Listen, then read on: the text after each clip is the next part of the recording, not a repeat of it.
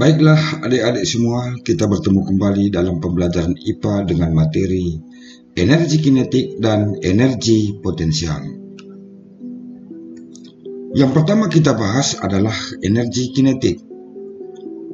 Untuk memahaminya, kita definisikan dulu arti energi kinetik.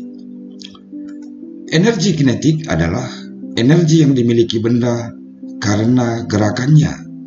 Sebuah benda yang bermassa M apabila bergerak dengan kecepatan v, maka besarnya energi kinetik dapat kita rumuskan EK sama dengan setengah kali M kali V kuadrat. EK adalah energi kinetik, satuannya Joule. M adalah massa benda, satuannya kilogram. Sedangkan V adalah kecepatan benda, satuannya meter per sekon. Jika benda berhenti, maka V sama dengan 0 atau energi kinetik sama dengan 0. Atau jika benda dalam keadaan diam, berarti V-nya sama dengan 0, maka energi kinetik sama dengan 0. Sebagai contoh soal, sebuah benda bermassa 4 kg bergerak dengan kecepatan tetap 10 meter per sekon. Berapa energi kinetik benda tersebut? Untuk menjawabnya, kita buat dulu diketahui M sama dengan 4 kg, V sama dengan 10 meter per sekon. Yang ditanya adalah EK sama dengan berapa? Jawabannya, kita tulis dulu rumusnya. EK sama dengan setengah kali M kali V kuadrat sama dengan setengah kali 4 kali 10 kuadrat, yaitu setengah kali 4 kali 100. Maka diperoleh besarnya energi kinetik benda tadi EK sama dengan 200 Joule. Gampang ya?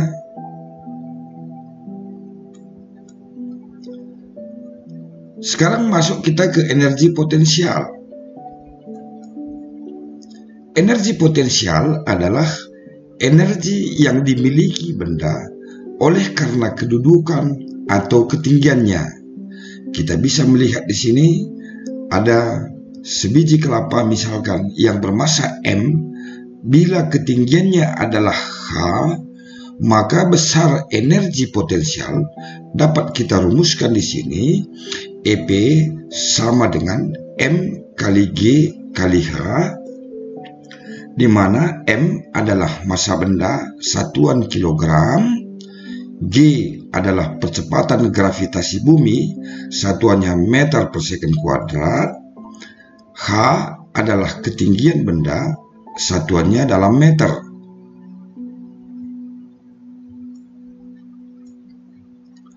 EP adalah energi potensial, satuannya Joule atau sama dengan J.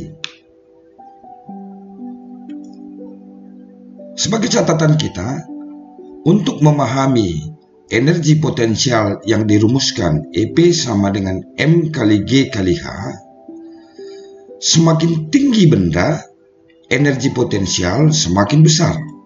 Kita bisa melihat gambar ini, di mana di sini gambar 1, gambar 2, gambar 3, massa benda ketiga-tiganya adalah sama, yaitu 2 kg, tetapi tingginya berbeda, 1 meter, 2 meter, dan 3 meter. Bagaimana energi potensialnya? Maka jelas EP3 lebih besar daripada EP2, lebih besar daripada EP1. Jadi sekali lagi, semakin tinggi benda, energi potensial semakin besar. Jika benda berada di tanah, berarti H sama dengan 0. Berarti bila H sama dengan 0, maka EP sama dengan 0. Bagaimana hubungannya dengan massa benda? Semakin besar massa M, maka EP semakin besar. Kita bisa melihat di sini ketiga benda tingginya sama, tetapi masanya berbeda. 1 kg, 2 kg, 3 kg, berarti semakin besar masanya, maka EP3 lebih besar daripada EP2, lebih besar dari EP1.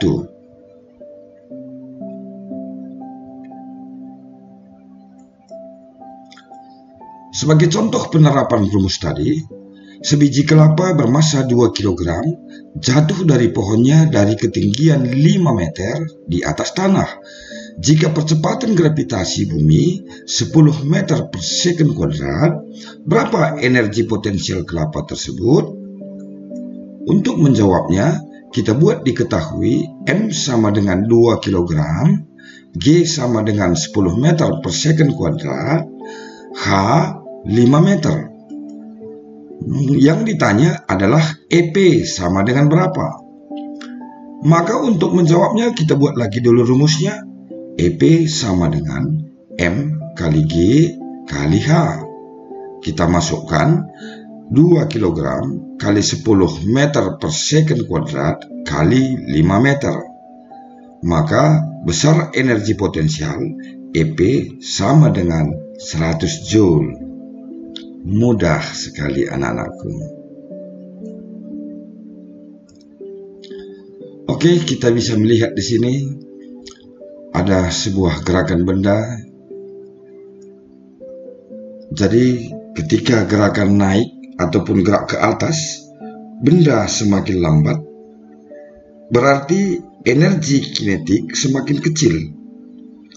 Benda semakin tinggi, berarti energi potensial semakin besar. Bagaimana kalau gerak ke bawah? Untuk gerakan ke bawah, benda semakin cepat, maka energi kinetik makin besar. Benda semakin rendah, energi potensial makin kecil. Inilah kesimpulan kita pada pertemuan kali ini. Terima kasih untuk adik-adik semua. Semoga bermanfaat. Selamat menikmati pelajaran ini. Tetap semangat. Salam sehat.